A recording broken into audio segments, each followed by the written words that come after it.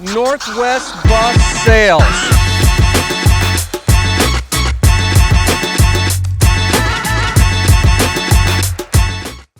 Hi everybody, this is Rob Goolsby with Northwest Bus Sales. Today we're going to show you another manufacturer of shuttle bus that we sell. That is the Metrolink. Now the Metrolink is a product that was first originally built by Winnebago Industries, the same people that built motorhomes. They decided to do some shuttle bus builds back in 2013, 2014, and they sold that brand off to a company called Metro Worldwide. And they build this bus with a company called Titan Bus in Ottawa, Ohio. And I wanted to show it to you.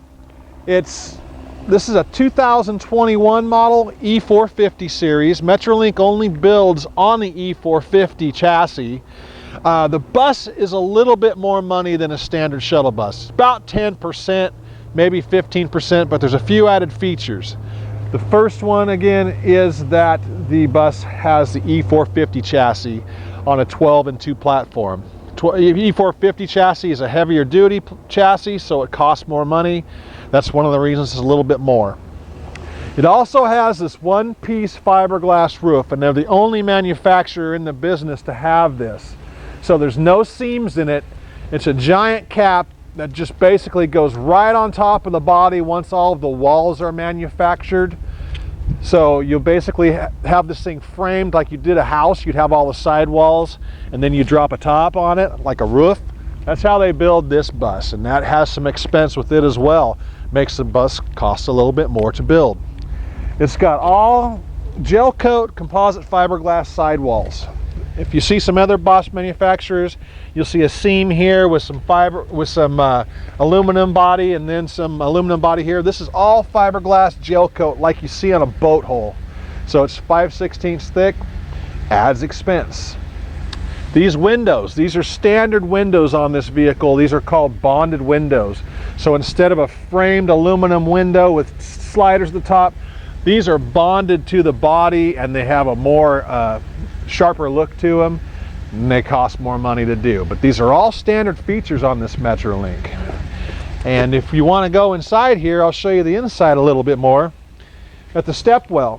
So the Stepwell has the batteries underneath this step right here, and they're the only ones that do this as well. This is a Winnebago technology, like a motorhome will have. They put the batteries underneath the Stepwell, so you don't have to have an exterior battery tray like you do on other buses. So that keeps these things enclosed, and it also keeps them out of the elements a little bit more, which is, better for the batteries.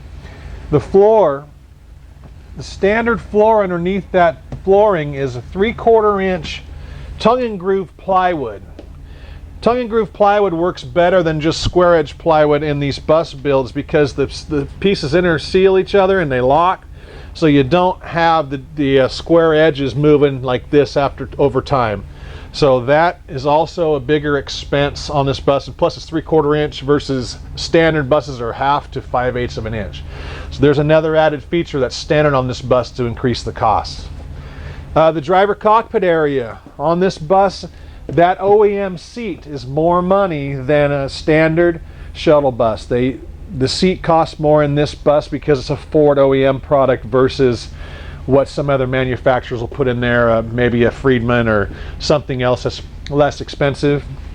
The OEM radio is also a feature of this vehicle that is a standard that other manufacturers don't put in their rigs. This one here is all intertwined with the steering wheel, and you can see the Jack's touching the controls over there to let you see what cool things it does.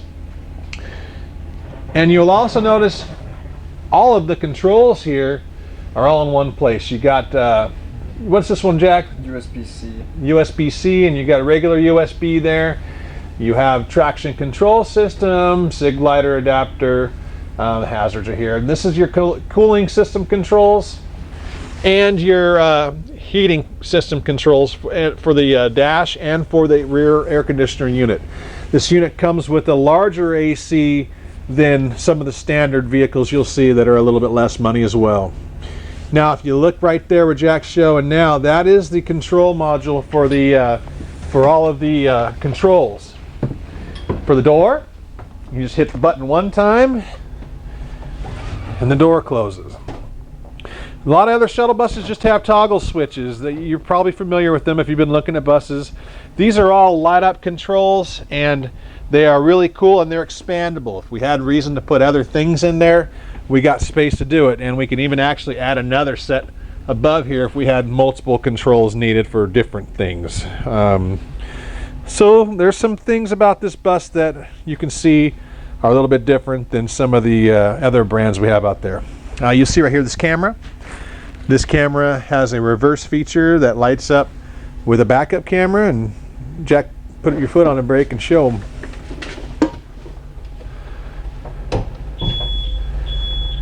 There you go. Now you can see behind you, that's the standard on this bus. And if you want to show them up here, this compartment here is a standard on this bus.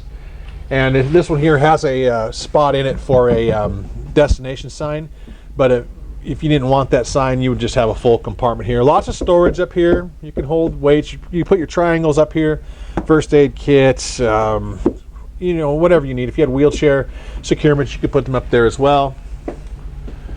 The intermodal interlocks right here. This is for the wheelchair controls. So sometimes they're down on the dash. They're right here on this bus. They're up high, so the driver can see, just look up and see it when the thing's activated, and that he has all of his parking brake and everything set to use a wheelchair lift if your bus has a wheelchair lift in it.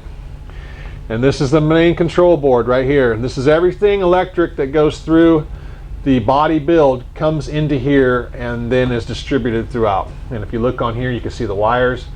They each have a label on them that tells you what each thing does. Like this orange one right here says door close on it. And I tell you that wire right there goes to the main panel where the door switch is to allow the door to open and close. So pretty simplistic panel right here. We haven't had one go bad, so I'm really happy with it so far. And then the standard relay stuff is over here for the rest of the stuff on the board. And everything comes through that power control right there. Okay, walking to the back, you'll see 16-inch LEDs, 3 sets, standard. Most of the other manufacturers are just doing 2 sets of 8-inch, just minimum. This one here has 3 on each side and also has 1 right above the entry door for people getting in and out of the coach. You'll notice with those big bonded windows, you have a lot more viewing area. If you're sitting here, your passengers are sitting here, they got a lot of room. They can see, you know, a lot more stuff than they can with a framed-in aluminum window. And if you're doing tour and charter type stuff where you're showing people the beautiful town you live in, great viewing area for them to see stuff as well. So I recommend that bus for those types of tours as well. And as I sit here and shake this thing, you don't hear much on it because the whole bus is built directly on the frame of the chassis. Most other manufacturers of shuttle buses are using rubber, we call them hockey pucks, that they place the whole cage of the body onto the chassis of the vehicle. They're going straight weld. What that means is you're going to have a more stable, more solid bond between the floor and the chassis of the vehicle. It rides better. So, oh, and it's also square tubing. Most of the other manufacturers are using C tubing or C channel metal. It's just a 3-edged piece of steel for their supports underneath. This is all square tubing. More strength, rides better. Back here we got a wheelchair lift in this one. This is a 24-foot bus. This bus comes in 2 lengths, 24 and 28 feet. So this is the shorter of the 2.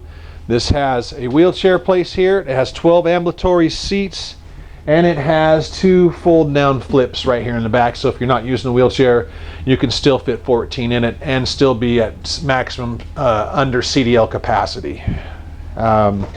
We mount the wheelchair bags on this wall here so that they're easy access for somebody. They have exit windows in the back, and 1 on each side in this shorter bus. If you didn't want these seats here, you could put a back door in the back of this bus if you'd rather have a rear door. If you wanted a higher capacity one, you'd go to the 28-foot bus and you can go up to 28 passengers, or you could do 25 and a rear luggage compartment on it as well. This bus also has grab handles on every seat. It's got armrests on the aisles, and these are standard. And it's got recliners. These are not standard, but on this particular bus it has it. Most of them do. If you want to get recliners, it's a very inexpensive option that gives your customers more comfort if you're going long distance. Other than that, other standard things are the grab rails, one on each side. Most other manufacturers are just putting them on this side right here. So, added bonus for you on this bus. Chrome wheel covers are standard on these. They come from the factory that way. A lot of times on the other manufacturers, we just put them on here as a courtesy if the customer wants them. Solid entry doors for your wheelchair lift. And it's got a buzzer going off because we don't have everything set on the wheelchair lift to activate it, and it's telling us, hey, go back and put your parking brake on.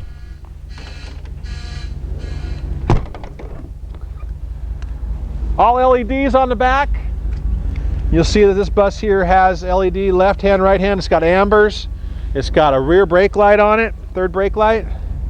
And again, all the fiberglass panels. These panels actually come together into a groove, and then they're locked into this corner piece, and then they go up.